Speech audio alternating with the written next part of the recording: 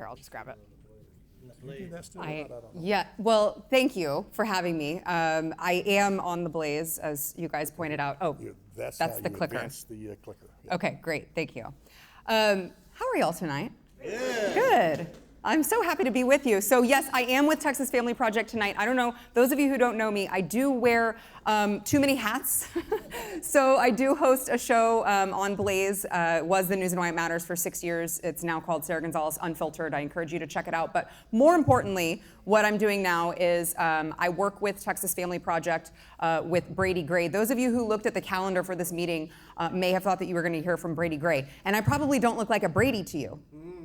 So Brady had another obligation and asked me to come fill in here. So I'm going to do the best to be the best substitute ever for Brady on behalf of Texas Family Project. But I work with Texas Family Project along with Texas Scorecard as well, because the fact of the matter is that I have a podcast, a show where I go on and I talk about what's going on nationally. And obviously what's happening nationally is very important.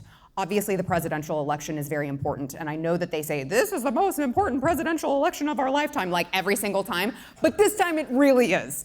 And so I'm not trying to deny the importance of what is going on federally. But when I look at this state and I look at what has happened to it, I just felt very led, very drawn to working with the organizations that I knew that I could partner with to help save this state. I know they so often say, so goes Texas, so goes the rest of the country, and that's so true. And Texas just is not the Texas that it once was. One of the ways in which Texas is not the Texas that it once was, and by the way, I will say I am very embarrassed that Florida seems to be out-Texasing us. I'm like, who are you? You guys like have alligators and all sorts of, no, you guys don't need to be taking our place as the bastion of freedom and liberty. And yet somehow they have, because a lot of politicians, and I think a lot of people here have just kind of been asleep at the wheel. And so why I'm partnering with Texas Family Project is because we believe in creating a society where family values are upheld and children can thrive. Because at the end of the day, the family unit is the most important unit in society. And if that is not functioning well, you will have complete chaos on every other level.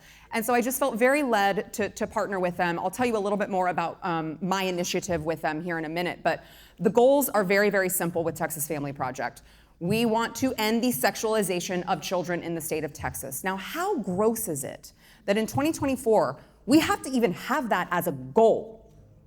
I mean, I never would have thought, and I maybe the Andy and Shelley and Mike could speak to this as well sometime, but I firmly believe that the only reason that we have not already had laws on the books that are preventing children from having their genitals cut off, from having perfectly healthy breasts cut off. The only reason that that law wasn't already on the books, the only reason that all of this nonsense is continuing is because politicians could have never predicted that our society would have gone so crazy that we would even be allowing this. Like they would have never thought, oh, I think we need to make sure to ban cross-sex hormones for minors. Oh, I think we need to make sure that it's illegal to chop off children's perfectly healthy body parts. No one would have ever thought that we would have gone off the deep end the way that we have.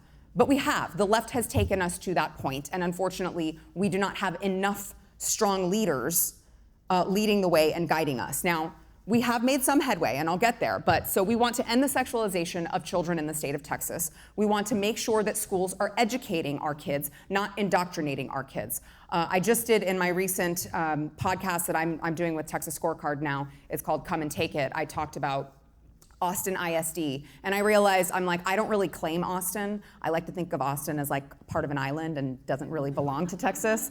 But Austin ISD hosting a Pride Week all week this week. All week. And I guess it's because, they have Pride Month now in like June or July, and that's in the summer months where they can't get to the kids. So they have to celebrate it while they have the kids. And they have all of these fun activities lined up, and I'm like, you guys are encouraging the students and the staff, this is what it said, the students, the staff, and the educators to celebrate people's sexuality. And I'm like, I don't know. I feel like there's a word for adults who want to celebrate the sexuality of young kids. I feel like there's a word for that. And so we're seeing the craziness of what's happening here, even in this state where people wouldn't realize. They think, well, Texas is red. I'm safe sending my kids to public school. You're not.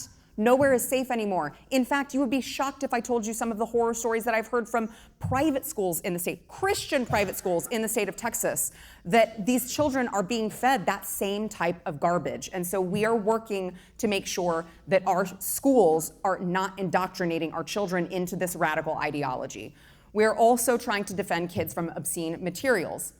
Now, this is part of where I come in. So I lead an initiative with Texas Family Project called Defend Our Kids Texas. And the reason that we created that was because of the first thing that I said, and the sexualization of children in Texas. So what I had the honor of doing is going into these establishments that are hosting all ages drag shows, going in there, filming the depravity, trying not to vomit while I watch it, and exposing it, because I thought to myself, no one is going to believe me if I tell them that there are grown men dressed as women dancing provocatively to a sexually explicit song while a young child is right in front. No one's gonna believe me. And so we are working around the clock to expose all of this depravity because it's going on. And look, it's disgusting. I take about 20 showers when I get home just to get like the stench off of me after having to go into these places. But it's happening. And so we are working to defend kids from obscene materials, whether it be in these all ages drag shows, whether it be in our school libraries, wherever it is, we want to protect kids from this material. We also are promoting, of course, pro-family policies across the board and keeping casino gambling out of the state of Texas. The research has shown that it is just not good for the family unit. So, of course, we want to make the family the strongest voice in Austin. There are a lot of PACs. There are a lot of lobbyists. There are a lot of organizations that want a lot of devious things with their lawmakers.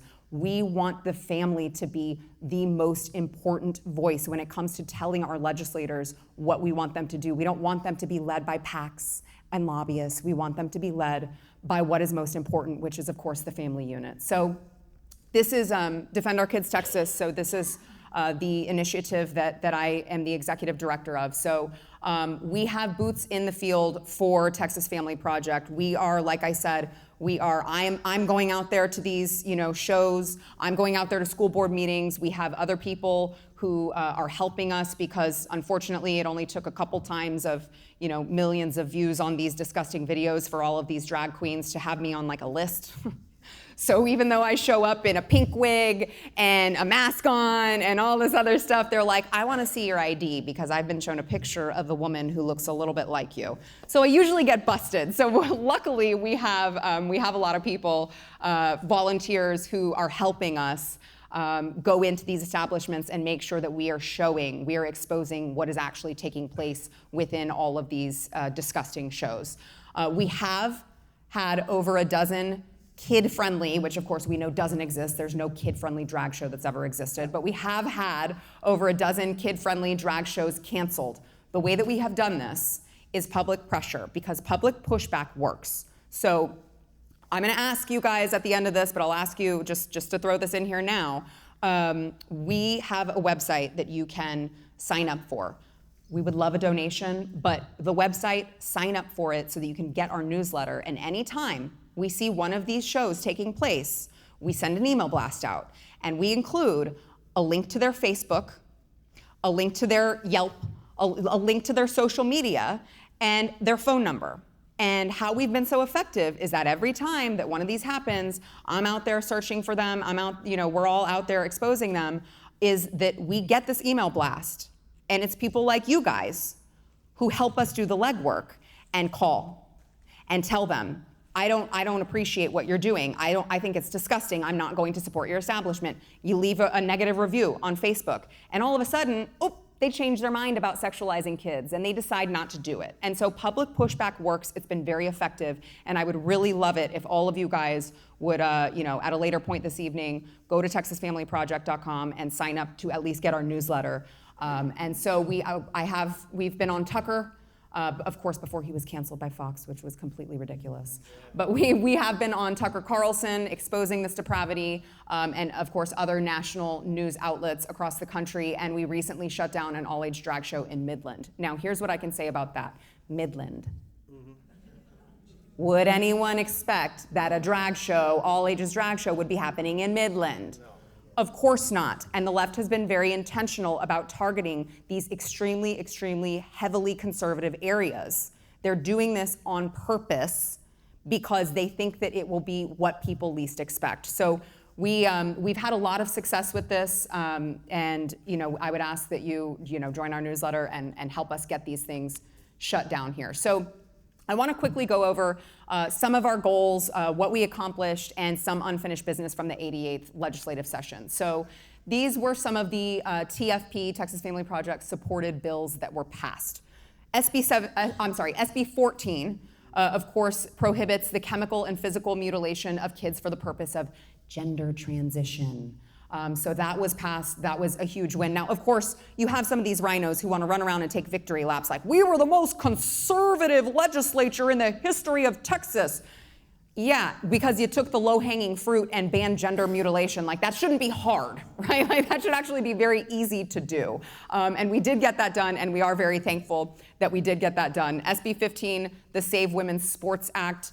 SB 12, this was the one that I was meeting with. I met with several different legislators on this one to help craft the language for preventing sexually oriented performances in front of minors and restricting those performances on the premises of a commercial enterprise or on a public property. Now, this is the one that's tied up in the courts. So it is temporarily blocked because the ACLU is very mad that we're trying to protect kids from pornographic material. They don't like that. They would rather kids have unfettered access to all sorts of pornographic material. So this is temporarily blocked. There is more work to be done on that. HB 900 is the Reader Act. It fights obscene materials in public schools, in schools here in the state of Texas, and requires the publishers to create a rating system regarding a published material's contents. Now, the enforcement mechanism of that has been stripped. So violations are violations. What do you do about it? There's not really a way to enforce that right now. There's, of course, more work to be done. A quick story on HB 900 and just how bad it's gotten. So I graduated from Plano Independent School District. I'm born and raised in Texas. I'll never leave. I'm fighting until the ship goes down, but it's not going to because we're going to save it. So I went to my own alma mater and had to stand up there and read to the school board. I'm not going to tell you guys because it would make you blush. Excerpts from books that were there, and I'm like, Plano. I went to Plano schools. Plano schools were not like this when I was here. I would have never found this book in the library when I went to Plano schools. And so it's like, it doesn't matter how conservative these school districts once were. They're all getting infiltrated with this material because it's coming from the publishers. It's coming from the library associations. And so we've got to be so careful to make sure that we are enforcing this law to protect children from being provided sexually explicit material. And of course, on your taxpayer dime. I'd prefer that my taxpayer money not go to sexualizing children. I don't know about you. And then HB 1181 requires that entities with websites where more than a third of the content is sexual in nature verify. It's the age verification, so the Pornhub. So that was a big win as well. Again, the groomers were very mad about that.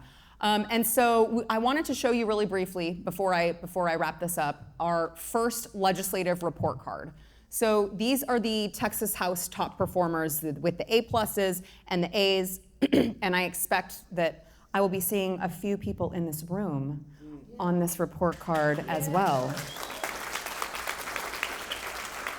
So Tony Tinderholt, Steve Toth, Matt Schaefer, Valerie Swanson, Briscoe Kane, Nate Schatzline, Shelby Slauson, Brian Harrison. I do want to remind you guys, these people, some of these people are not perfect on other issues, but for family is what we're grading them on, for how they are on the pro-family legislation.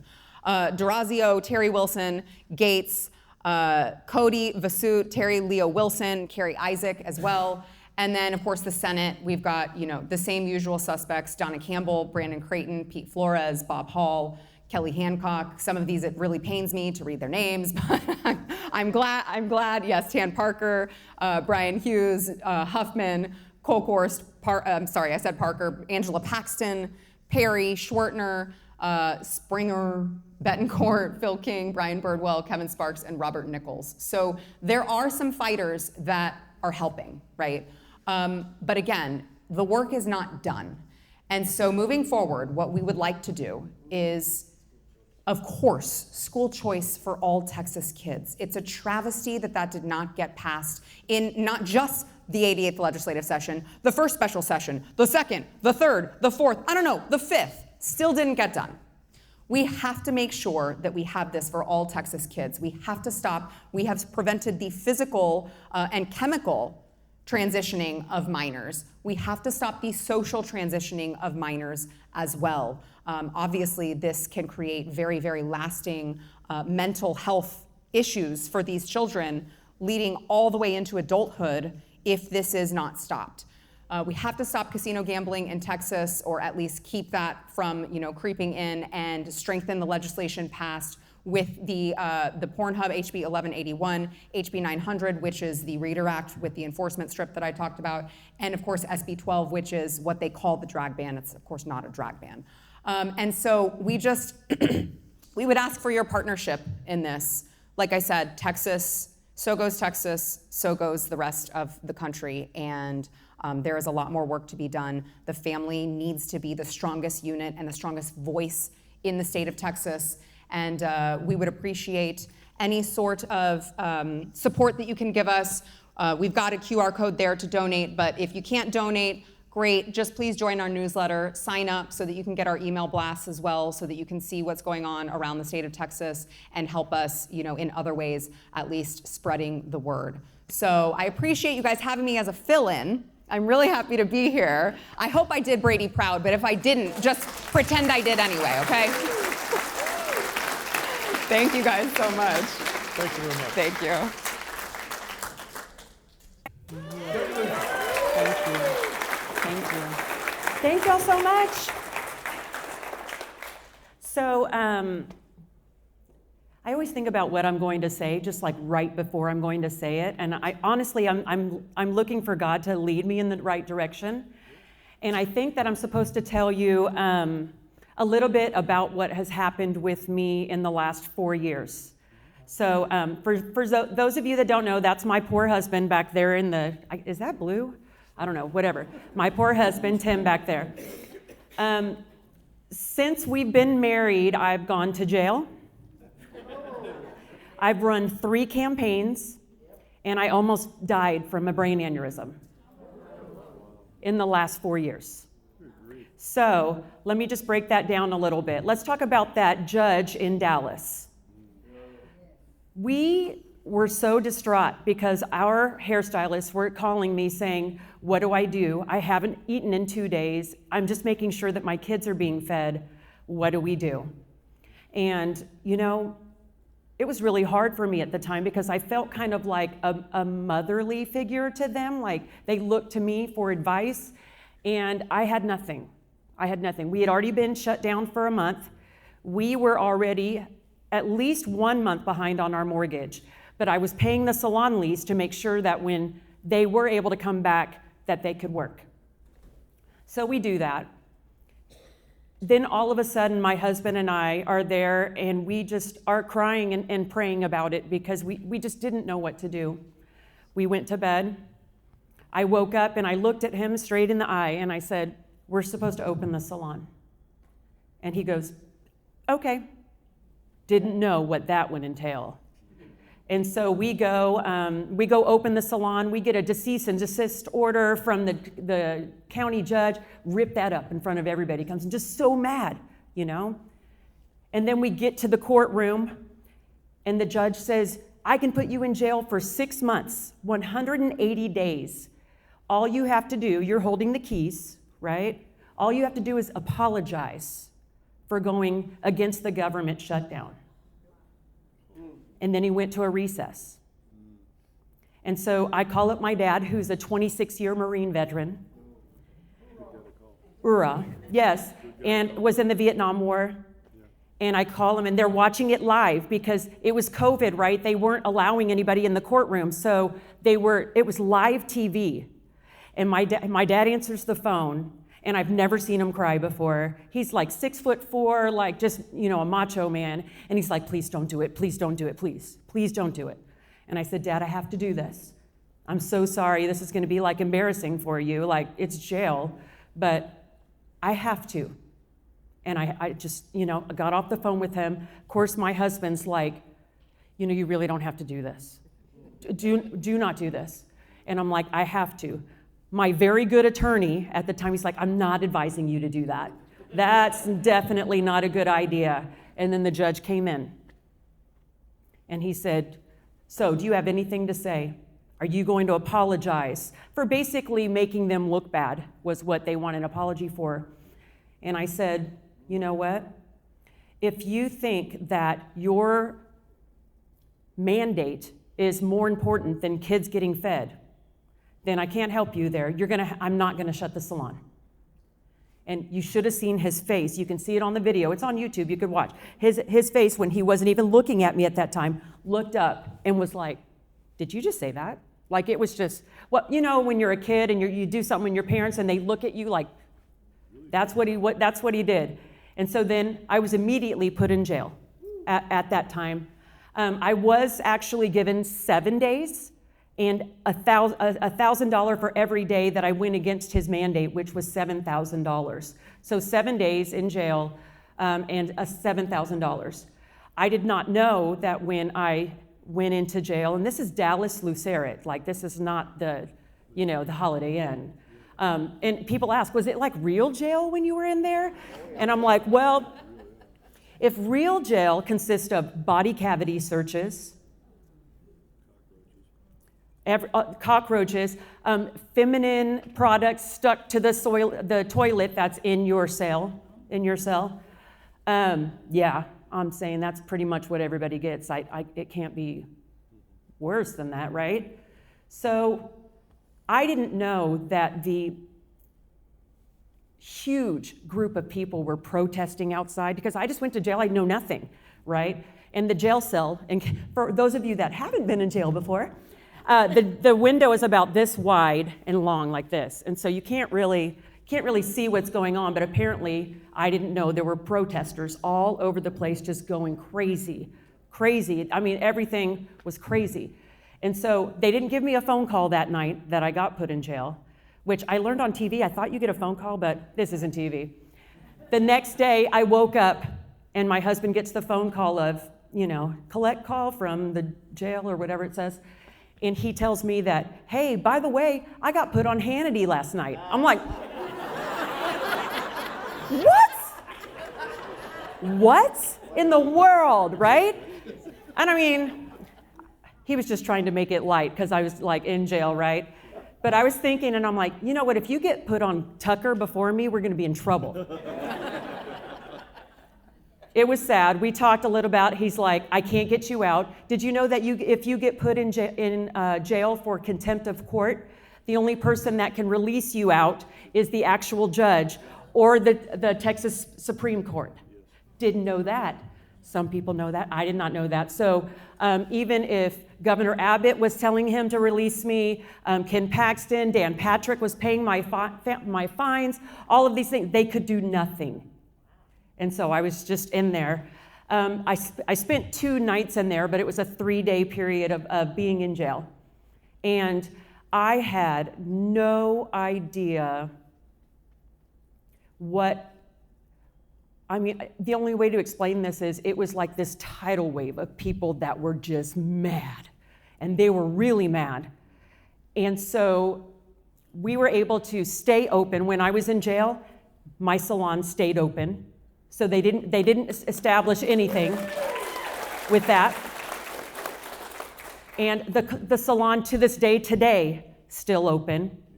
And I am, anybody that wants to work there, this will be a place that will always stay open. You will never have any fear of not having somewhere to work. So that was good with that, right? Well, then this SD30 race opens up. Politics, which I'm not a political person, or I wasn't before all of this. That is actually when I met that gentleman, Andy Hopper.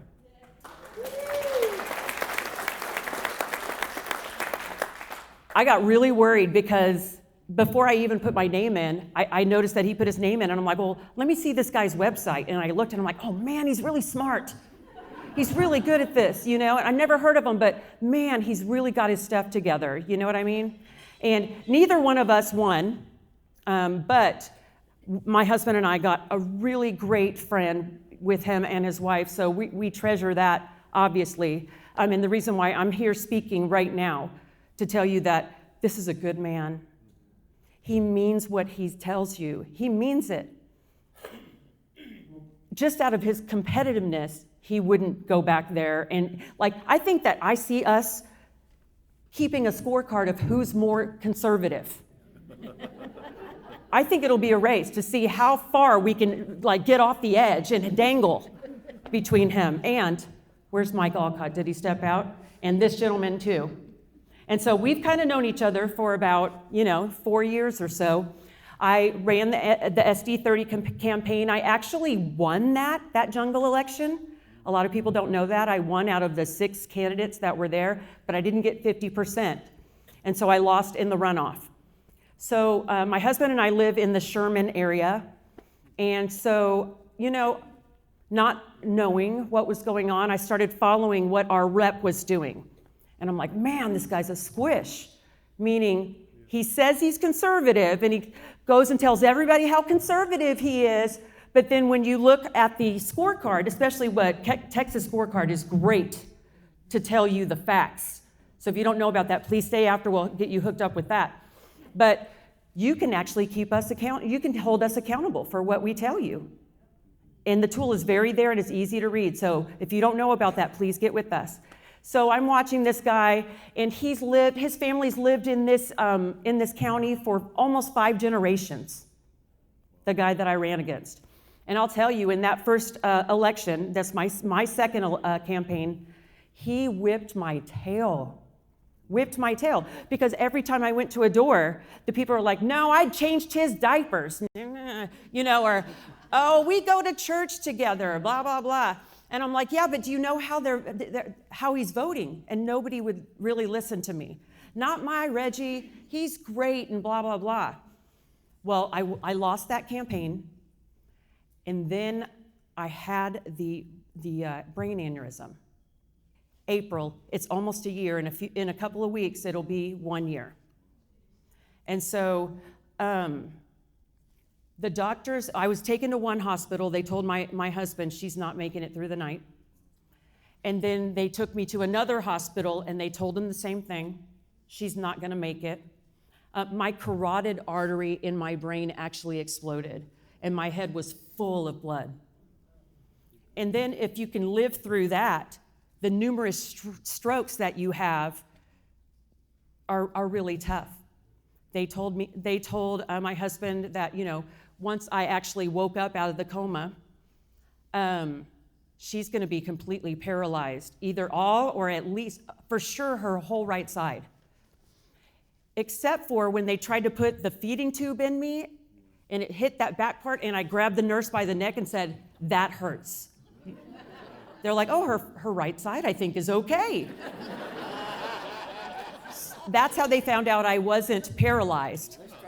Yeah, exactly. So, needless to say, it hasn't even been a year, and I walked out of that hospital, and you see me now as a complete miracle.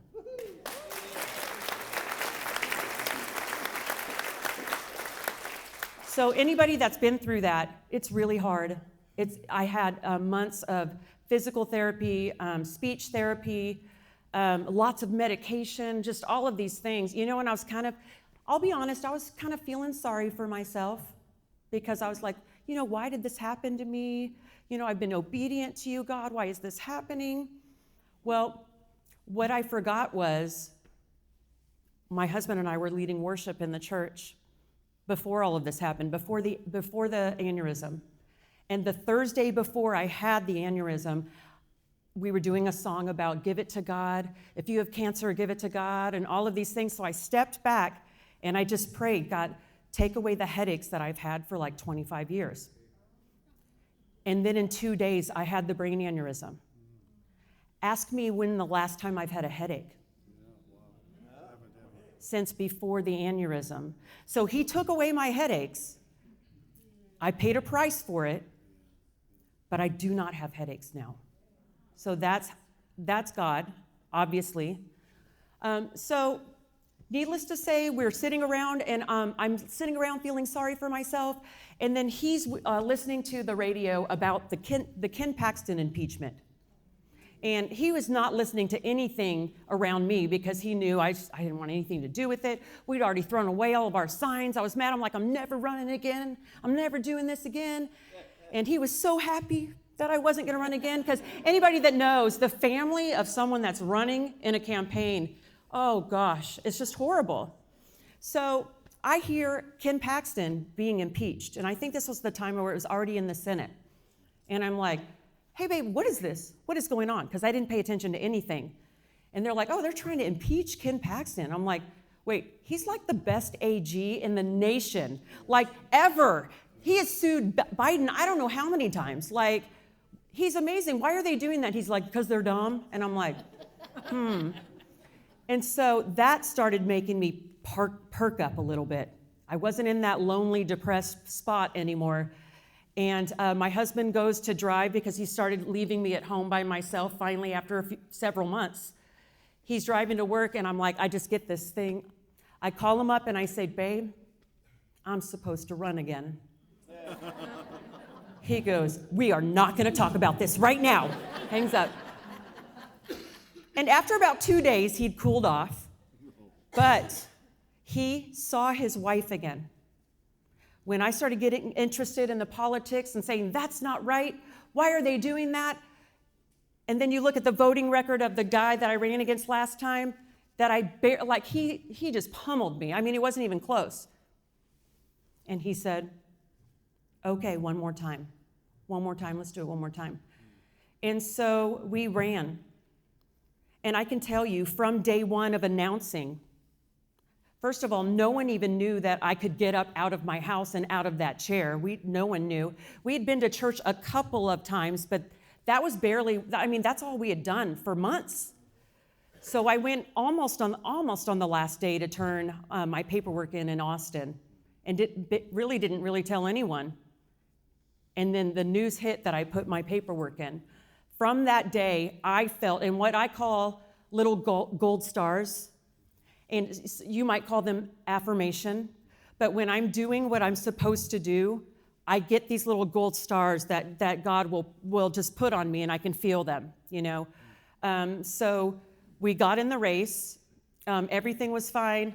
I started getting Ken Paxton calling, hey, I'm going to endorse you. Gold star. Boom. Sid Miller, Shelley, I'm going to endorse you. You know, he's so funny. Love him. Yes.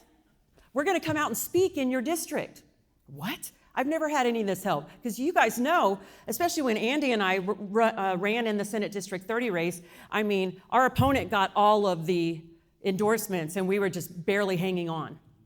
So we had Ken Paxton, Angela Paxton, Sid Miller, Ted Cruz jump into my race. And I'm like, babe, I'm going to win this race. Then we did some polling, and I was kicking his tail. And I'm like, well, that's never happened before. All of this affirmation the entire time. I wasn't even really well enough to knock doors like I used to. And I used to knock like 10 hours a day. My husband and I and my daughter knocked 10,000 doors in that district 2 years ago.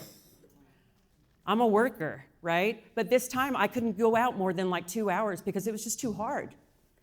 But God kept saying, do it, I will protect you. The same thing when God told me to open the salon, I will protect you. And I just felt it all over me. This is when I'm, let me stop knocking doors for a few minutes. I got to go get this brain angiogram and have them look in my brain to make sure I'm okay. And she says, there is no science to prove why you are standing here talking, walking. I'm like, well, I didn't think it was science. I never thought it was science. It couldn't be, right? Yeah.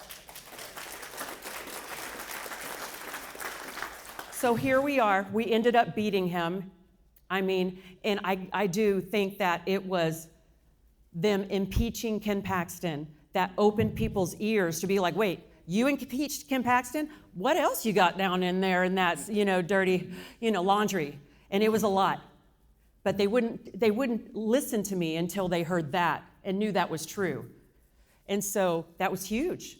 And that's why we're able to beat them. We've got Stuckey's closet wide open, and it's ugly inside there. It's embarrassing. And I want you guys to have a representative that you love. And then you can say, we have the best representative. I mean, maybe besides me, but no, just kidding. You will say, Andy Hopper's my rep. I am going to hold him accountable because that's what he's taught me to do, right? But I don't have to worry about him. Wouldn't it be great to have the rep that is the most conservative in the whole legislature?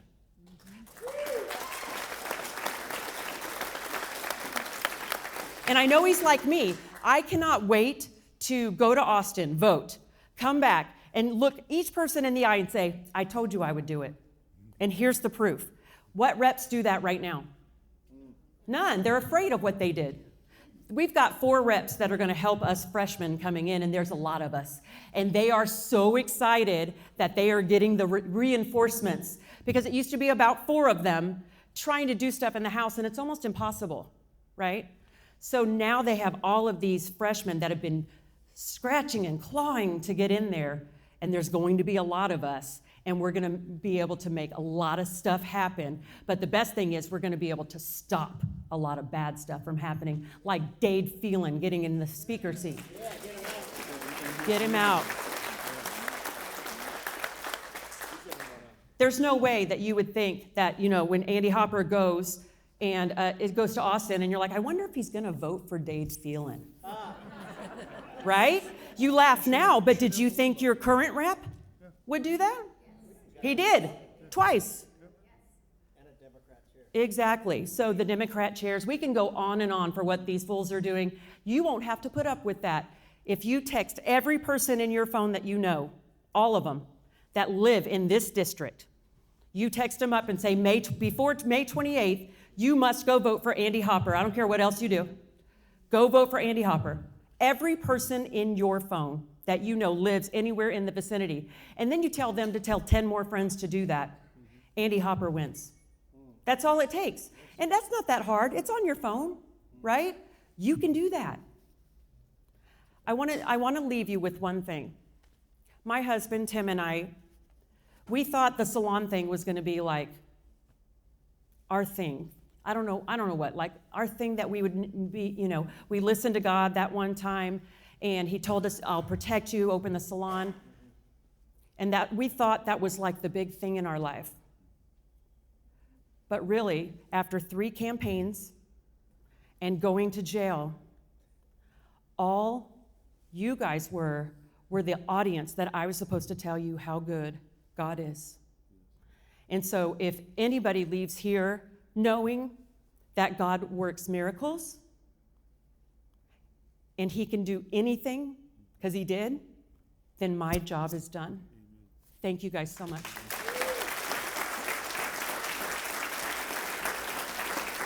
Thank you. Thank you, yes.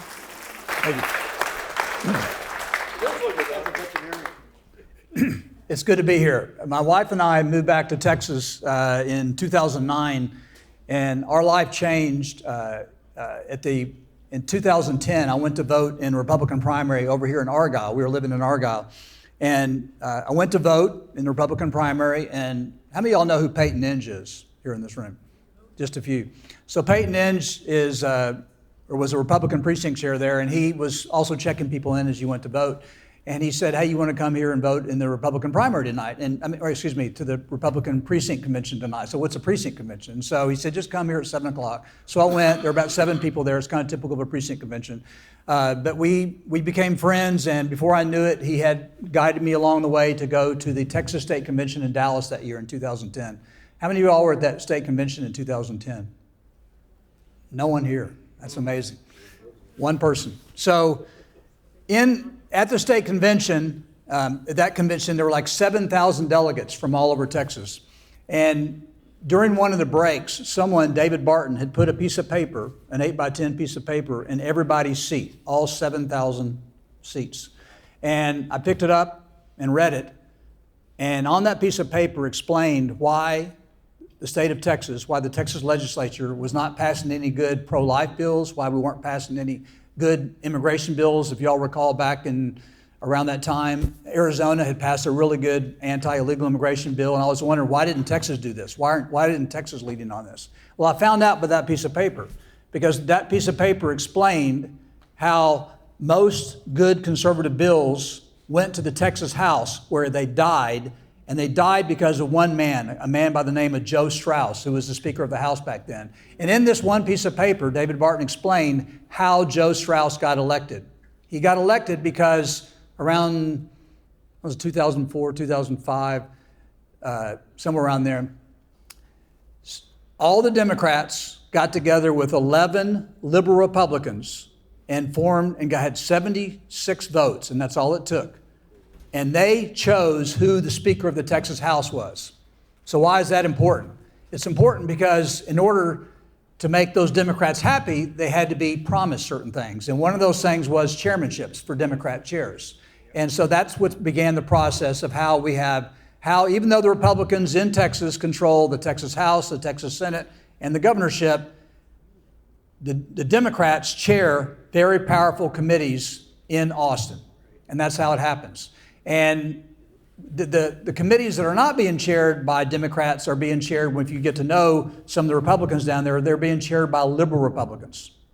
Some of the most faithful servants to the Speaker of the House. And that's how so many conservative bills died. So I was angry when I read that.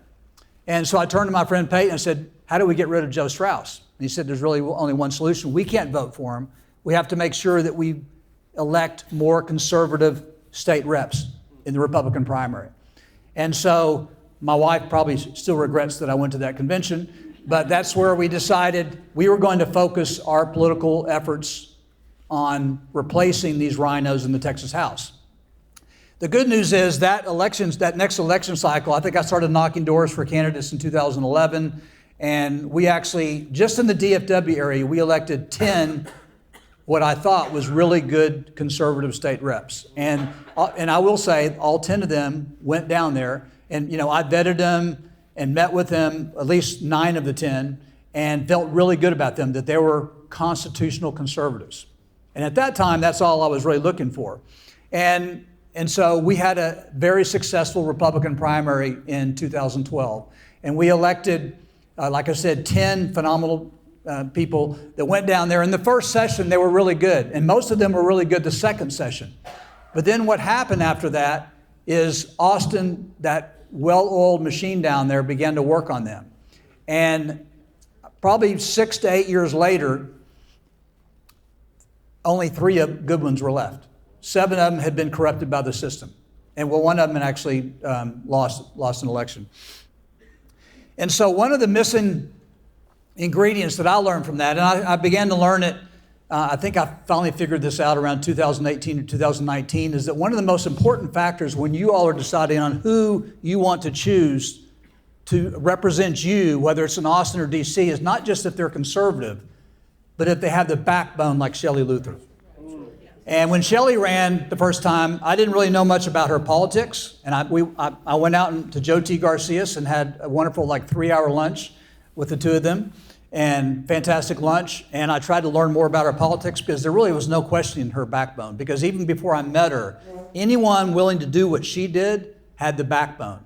And she convinced me that she had the conservative principles. And so when she ran, I knocked a lot of doors in my precinct in Parker County, and she won my precinct by more than 60% of the vote. It's nothing special about me, but it's just a matter of what it takes to get out and just let voters know, because they get mailers from both sides, and a lot of voters are just confused. I don't know who to believe. But when you get a Republican precinct chair that has been to their door before and they trust you, they know all they had to hear was Shelley's the real deal, and that's all they had to hear from me. And so anyway, Shelley unfortunately lost that race, but God had a plan, and you heard that plan, and it's a plan that's not finished. And I'm so excited that Shelley Luther is going to be in the Texas House. And so, shortly after that Senate district race, I met Andy Hopper. Also, we went to Joe T. Garcia's with my wife and I did with him and his wife. Had one of our shorter dinners, I think to date. It was like 4.5 hours. If anyone's ever had dinner with Andy, he's got plenty to talk about. And of course, but we were so impressed with Andy, and we immediately became friends. And I just got to say that since 2011, my main mission in life has been to try to find, recruit, and donate and knock doors for conservative candidates for the Texas House. And I've got to know a lot of them. And many of the people down there now, some of them are good, but most of them that I helped elect, unfortunately, have gone bad because they didn't have the backbone to stand up. But I can tell you, without question right now, that Andy Hopper is the most impressive candidate I've ever seen run for the Texas House. And you all should feel blessed that he's running to represent you, because I can assure you that you will not have to worry that he's not going to be keeping his word. I'm just 100% confident of it. And also, I want to encourage you all that something, and if you don't already know this, something really special happened on March 5th. Conservatives won across Texas. It was a bloodbath against the establishment down there. I had more than $1 million spent against me. More than $1 million was spent against Andy. More than $1 million was spent against Shelley. But it wasn't enough, because as Shelley alluded to, the Ken Paxton impeachment, I think, woke up a lot of voters. And when I was knocking on doors for my own race, I can tell you that I have never seen voters this engaged, this anxious, and in many cases, this angry. They're fed up with go along to get along Republicans. They want people that are going to go down there, not people that are going down there to make friends, but going down there to fight for what we believe in. And I can tell you this, the number one issue for voters and the number one issue for me, that what got me in politics back in 2004, is the border. We are not going to survive as a country with what's happening at the border. It's not going to happen. We have to stop it. And one thing that I'm 100% convinced of is the federal government is never going to secure that border. It's not going to happen. I want to remind you, when President Trump first won, he had the Republicans had the House and the Senate in Washington, D.C. The Republicans wouldn't even give him money for the border wall. Do you think that the Republicans are bought off in D.C., or every one of them is bought off by lobbyists? They love all this stuff coming across. There's more business for Walmart, all the big business, all for the small businesses. They're not going to let it happen. The whole country is looking to Texas to secure the border. And we got some great news out of the Supreme Court yesterday that basically said that Texas can now arrest, and if I read the headlines right, I haven't had a chance to read their opinion yet, but arrest, detain, and deport illegal aliens. And that's something that has to happen. And I can promise you this, I hate to say that we have to wait until next January to start filing these bills, because it's almost too late, but we will. I can promise you this, that Andy and Shelley and I and Mitch Little and Brent Money are going to be adding to those people that are already down there: Nate Schatzline, Tony Tinderholt, Brian Harrison, Steve Toth. There is a foundation of 4 people, as Shelley alluded to right now, but there is lots of reinforcements coming. But even though March 5th was a great night, we need another great night later in May for this runoff race. And we have a chance to send even 7 more down there. And so if we are successful, if Andy is successful, if y'all get him elected, we are going to turn the Texas House upside down. And so, like Shelley said, if everyone in this room, remember, Andy just lost by like 80 votes or something last time. A very small. I lost by 306. That's hard. That's hard, losing by that small amount. He only lost by 80 votes. We know now why he's a little, the way Andy is. But we don't want that to happen again. And it won't happen again if everyone in here, it's not a hard thing to do. There's many ways you can help his campaign. You can donate to his campaign, especially right now. He's got a great match going on. You can donate to his campaign. You can knock doors for him. And if you don't feel comfortable, if you can't afford it, can't do that, at the very least, get on your phone, like Shelley said. Just call people. Just call every Republican voter in your phone and remind them that, and I can promise you, most Republicans now realize things just aren't right. And you need to let them know it's time that they get out. Because runoff races, the number of people that voted on March 5th in Andy's race was a certain level. But on the runoff race, that's going down dramatically. So this is where we have an advantage. The enthusiasm is with us. And if you all can parlay that into getting 5, 10 of your friends out to vote, Andy's going to win this race. And because I'm blessed with a victory, but we need Andy down there. We really do. So thank you.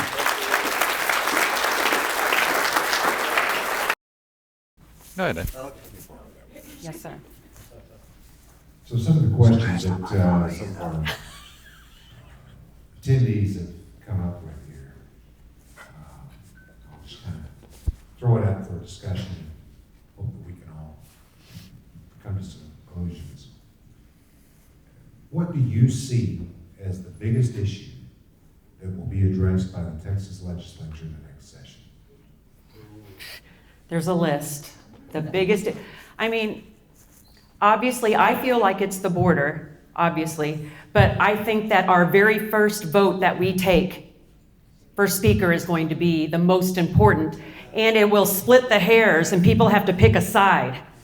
And I think it's going to be very interesting this time. So obviously, the speaker that, if Dade Phelan even happens to get elected, because there's a chance that he may not. Yeah. Even if he gets elected, I'm not voting for him, and I know, these guys aren't either. But then after we get things situated in there, we've got to do something about this border. Immediately, it's wide open. Oh. I agree. There's gonna be a speaker's race. There's no doubt about it. Because in case some people are confused, Dade Phelan first has to win his re-election just to be a state rep again, and he's in a runoff. He got the second highest number of votes in the three-way race. So there's a very good chance he's not coming back to Austin. But even if he does come back to Austin, I think it's highly unlikely he's going to be speaker again, simply because he forced the current state reps to take votes that put most of their jobs in jeopardy. And so the ones that survive the March 5th and the runoff races are not going to be happy with him. And I think they're going to be looking to someone else. Now, who they look to is probably going to be someone different than who we look to. And so that is going to be one of the first votes, and it's going to be one of the first things you all can look at to see who are the ones down there representing us and who are the ones down there representing the swamp.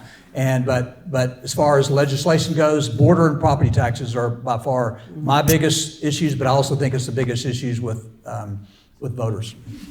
She needs the mic. Well, I mean, I'm not running for office, but just my 2 cents.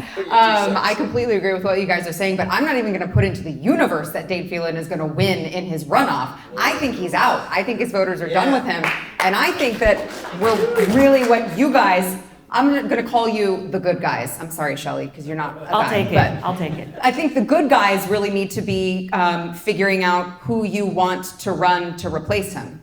Because I just don't think that there's any chance that he's coming back, even if he is elected, which again, I don't want to put into the universe. I've even heard from, the rhinos that they're too scared to touch him. So I really am very encouraged, and I want to see what the good guys come up with as, the person that they want to lead the House, because I think that that's going to be so important in this transformative new legislative session.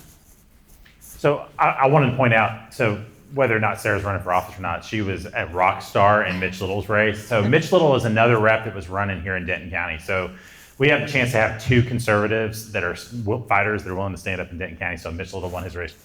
Thank Sarah you. was awesome. I appreciate that. Yeah, thank you. But I wanted to say, echo what y'all said. 100%, I think that a lot of these folks that are down there, we've been talking, we've done meet and greets, and one of the things I've said is it probably will take 2 cycles to actually unwind this entire thing, because you have to get rid of Democrat chairs, but you've already voted for the speaker. But I don't think anybody imagined that we would get so many conservatives winning this time. So we actually have a chance to actually change the center of mass in one cycle, because if we win all these runoff races, according to my numbers, we could get up to 25, 26 conservatives.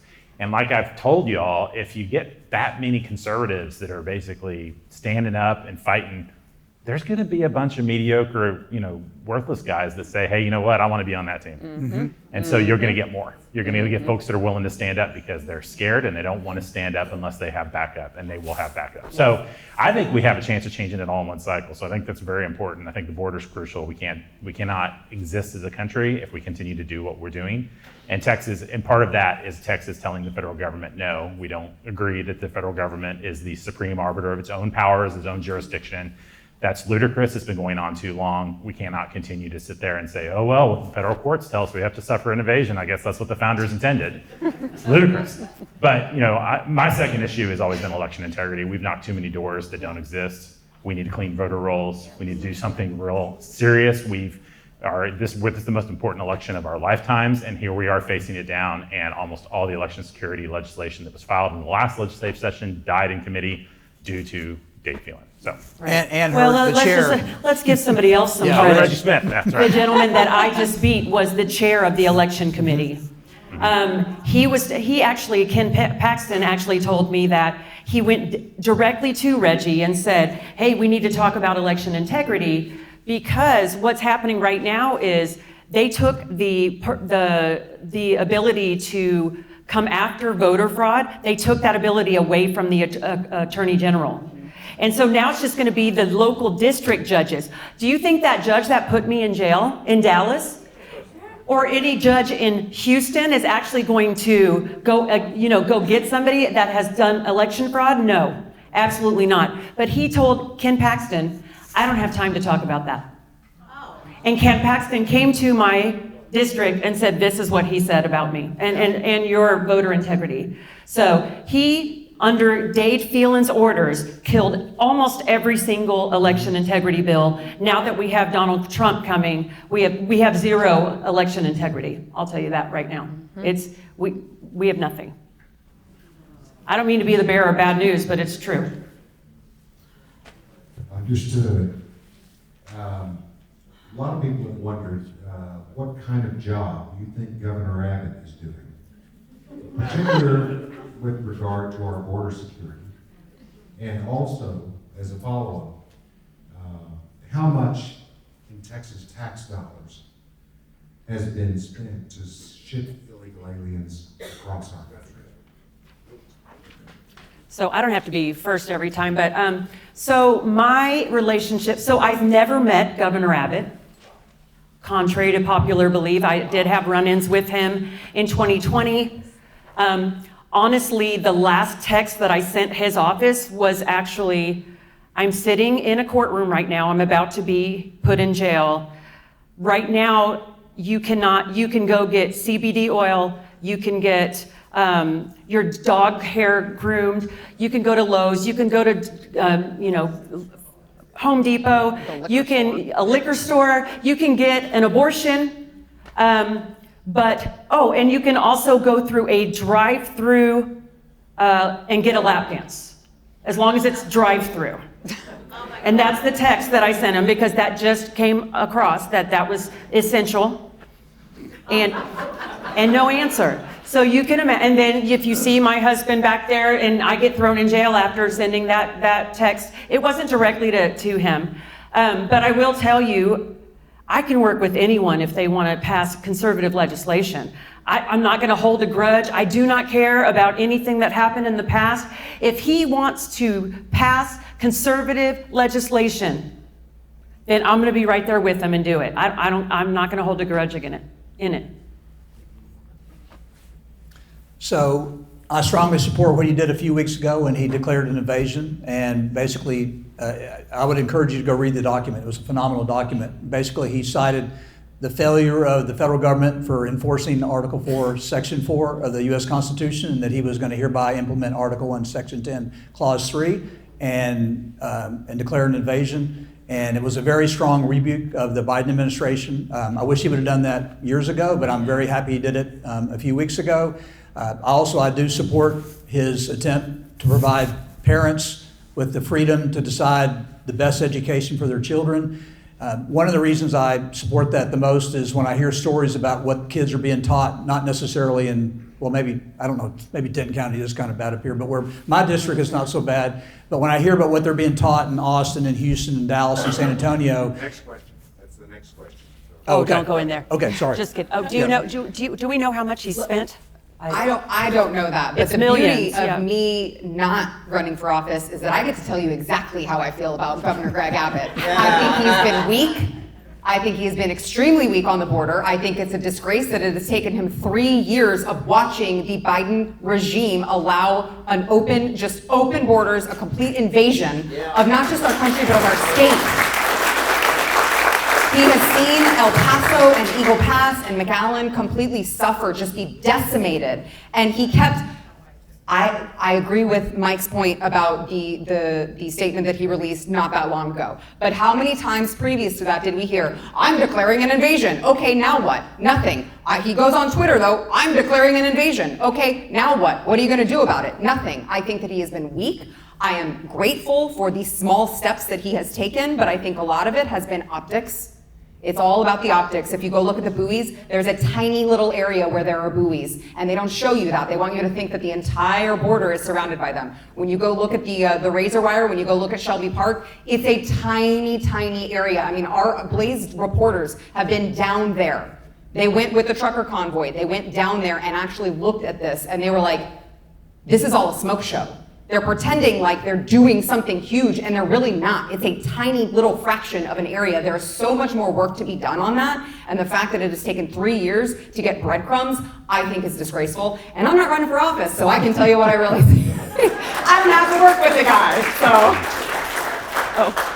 So let me tell you like where we've been and where we should go. And let's just frame it in that way. Basically what we have is 10 million people, that's government numbers, that have crossed the border in the past 2 years. We have cartels that have operational control over the border over most of those 3 years. You have the largest sex and drug trade in human history that's going on and operating. There's more slaves in America, based upon anyone's estimate, than there's ever been in US history. And that's where we're at. So where we need to go is we need to go down the point where we say, you know what, the state of Texas entered this union as a state that had the ability, according to its founding papers, to protect itself. That was, like you say, Article 4, Section 7. That same language was put into our US Constitution in 1787. It was Article 1, Section 10, Clause 3, that says the states can protect themselves against invasion. But our founders said that that was an inalienable right. It was there because it was something that God gave you. It actually is the corporate Second Amendment. Our Second Amendment rights say that we have the right to protect our families, protect our homes, protect our communities. But Article 1, Section 10 is like the state has the right to protect itself. And you can't give that up. You can't bargain it away. You can't give it away. You can't delegate it away. The state retains that. And so what we need is strong conservatives that are willing to say no to the federal government. This is not what we signed up for. We don't really care what your courts say. We're going to protect ourselves against an invasion, because to cease to do that, to not do that, is going to ruin everything that our ancestors ever fought for. So that's what I believe.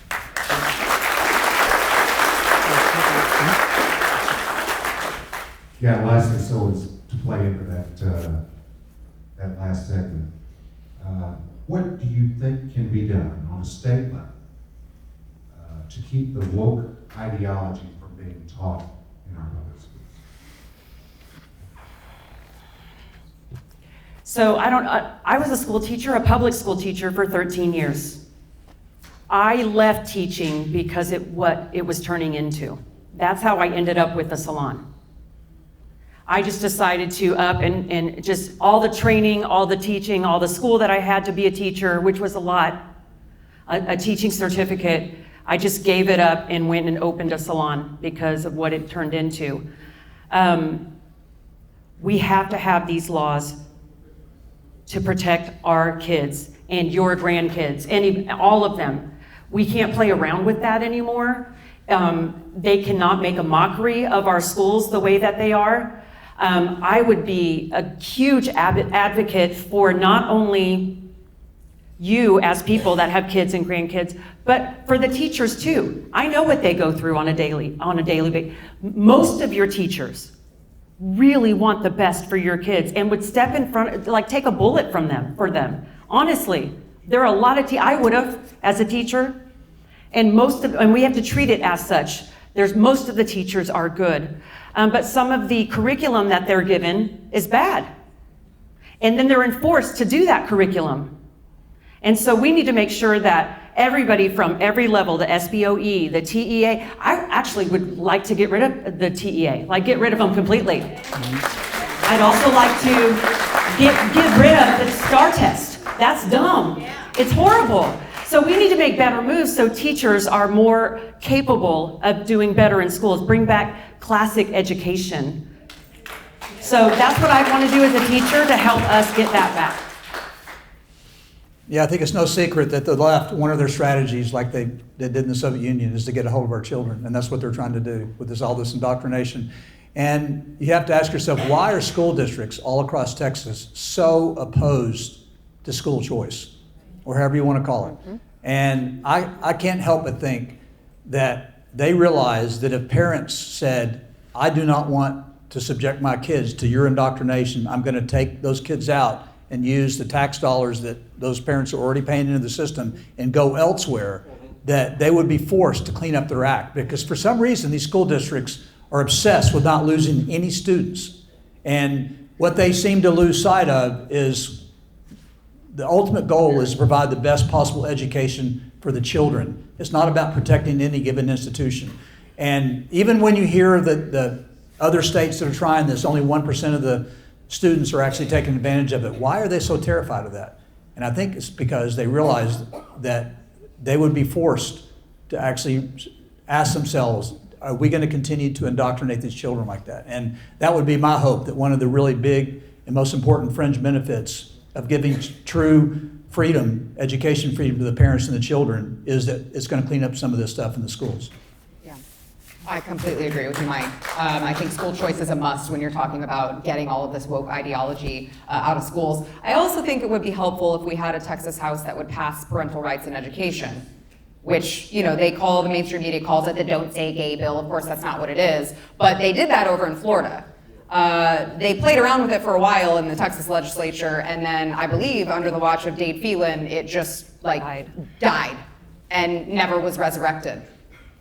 Now, I have some hope that I know some people who might be going and shaking things up, who might make sure that that gets passed. But I think that it's, you know, school choice, and you're talking about this is easy, right? Parental rights in education, making sure that our children are not indoctrinated into a sexual ideology, that should be very easy. And I think if we can actually pass those things, I think that you will see it change. And, you know, because to Mike's point, when you're talking about a competitive market now, you're changing the entire game. They're going to have to clean up their act. So that's what I think.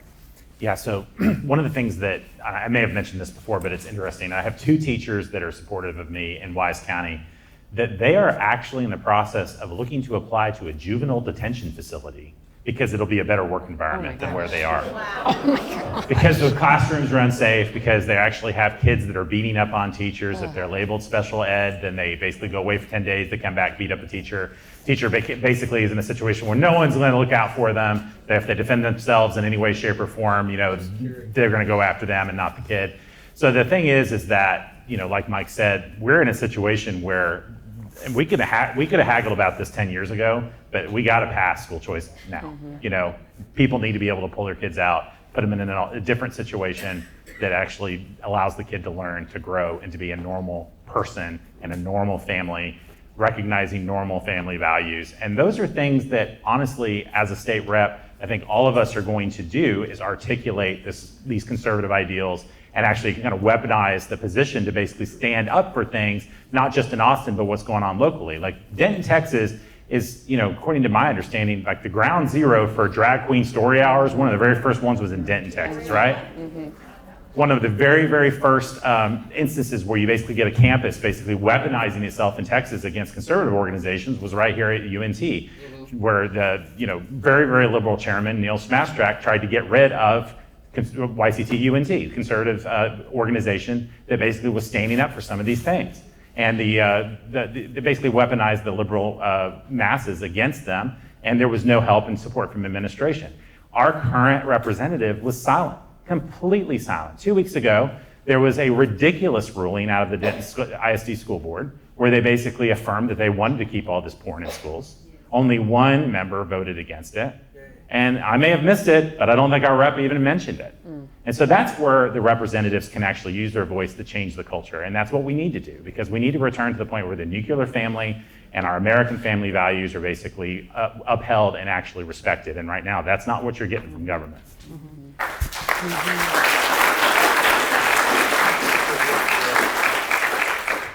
One question from the audience. Who's it gonna be? Who's it gonna be? You look at your cards. Okay, Steve, you probably touched on this already in some way, shape, or form about Dave Phelan. And I've been reading about 2 potential surrogates that could fill in for him. And I don't know much about them, but what do you think about that? What do you think the odds are that they're going to start controlling things? So you're talking about Burroughs and the other, it'd be like, what it would be, 3.0, 4, it's all, anyone off that list that they're trying to push is bad. Just the truth, it's just the truth. It's hard because you want to get some, they're not going to put like Brian Harrison with this, you know, he tells you everything. No way would they put him in that spot. So we've got to find someone that we both can agree, all of us new people and the real conservatives can get enough support for. That's just my opinion on that. And to be frank with you, I don't want Brian Harrison as Speaker because he's too great on the floor of the Texas House. We need conservative fighters on the House. What we need is a state rep willing to allow and maybe even promote some of the conservative legislation that we want passed, that the voters want passed, that the Republican Party of Texas legislative priorities dictate that we want passed. We want someone that's going to not be handpicked by the Democrats. I mean, we want someone that's actually going to be truly representing Republican voters, representing you. And it doesn't, like I said, I don't want it to be one of our good fighters. I want it to be someone that's, you know, that at least will allow something like that to happen. I would say if they have ties to Texans for Lawsuit Reform or any of those, organizations or people, just my personal opinion for what it's worth, I would give them that's a hard no. So pay attention to who supports those particular candidates, and then you'll know the truth about them. No, that's 100% true. And the thing that's crazy about this race, and probably y'all's race as well, is people are starting to wake up and realize, like, those things on the bottom of the mailers, if it comes from TLR, if it comes from ART, if it comes from any number of other organizations that are basically funded by Austin establishment cronies, that you can know that's not our people. And these are people that support Democrats as well as Republicans. They're not our people. But the 2 things I was going to mention is that, if you look at the history of the Speaker of the Texas House all the way up until the 1970s, there was only one Speaker, I think, that served twice in that entire interval from 1845 to 1972 or something like that. There was only one Speaker that served twice. But in the last 20 years, it seems like these guys believe they should be down there forever. And the thing is, this is a job that nobody really wanted before because you don't get to vote. Why would Brian Harrison want to do that? He's great on the floor. Why would he basically take a job where, the only thing he does is assign some committee chairs, do a bunch of paperwork, sit back there and not vote? Didn't sound very fun. Nobody wanted the job. Now they crave it. Now they fight for it. So we need to get back to the point where it's that irrelevant job. And the only way we can do that is to stop allowing the Democrats to weaponize it against us, which is what they're doing. And the thing that's really interesting about, like the selection of the Speaker and who we would pick is that, 2 or 3 days ago, it was 4 or 5 days ago, Dennis Bonnen, who was the previous Speaker, was on an interview. This dude, I guess, isn't very bright because they asked him about Democrat chairs. And he just said it out loud. He was like, well, here's the deal. There's a bunch of 25 extreme people that are going to come in the Texas House. Perfect. I don't know if he's talking about us, but I think he's saying that. And he's like, so what we need to take about the 25 reasonable Democrats and about 50 of the reasonable Republicans, and they should select the Speaker. And then that way, these extremists on both sides can yell at each other and they don't matter. And he actually said that. Now, I want you to go watch it because, I'll put it out on Facebook or something. But it's interesting because he just said out loud, he is basically Dave Phelan's mentor. And he told you exactly what they want to do. They want to continue the practice because they want to make us irrelevant. I don't think they're going to get away with it. So, I would like to suggest y'all pass a law that all elected officials need to go to NASCAR. Meaning that all your sponsors are all over your social Yeah. So you know who the heck you're getting paid. I'm gonna show that by if you go to online to see it. Another question, one more question. Back in the back row.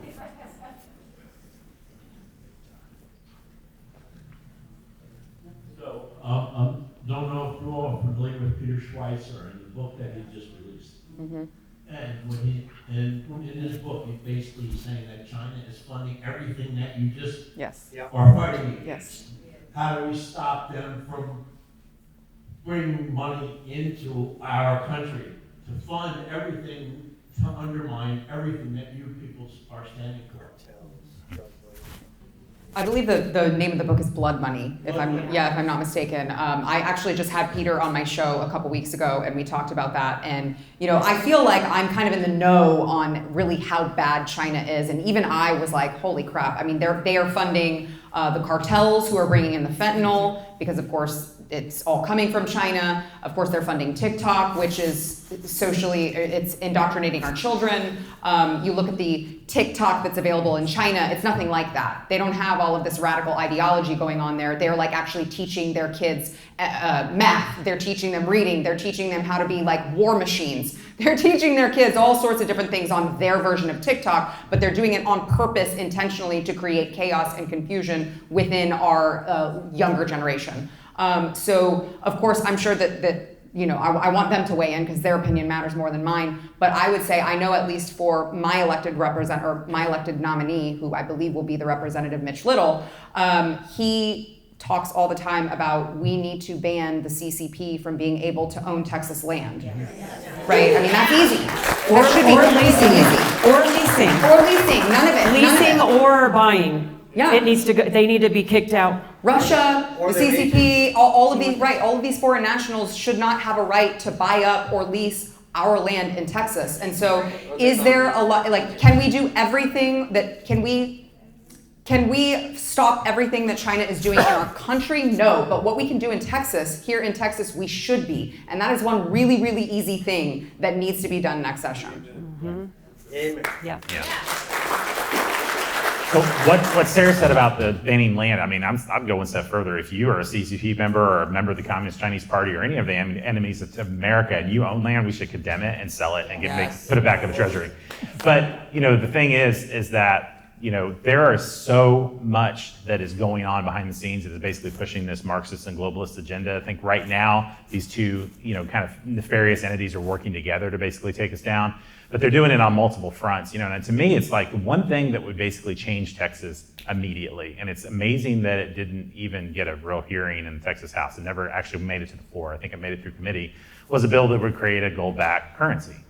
I mean, can you imagine the change to Texas if we had a way out from these CBDCs that are most certainly coming our direction? Because part of their goal is to destroy our currency, to destroy our ability to obtain wealth, to be able to retain wealth. But if we had a gold-backed currency in Texas that we could move to and say, you know what, you guys can do whatever you want. Texas actually has real wealth, and the people that live here, if they started basically accumulating that, it would be real, actual wealth. And that would change everything. But it's interesting to me that, like you say, banning CCP land ownership, not forwarding this legislation that is crucial at this time. It doesn't happen on an accident. It happens out of design because at some level, and I don't know who these people are, but they support this agenda, or they're too ignorant to understand it. And I want to remind the audience that there was a really good bill banning this that came out of the Texas Senate. This happens so often, but it died in the Texas House.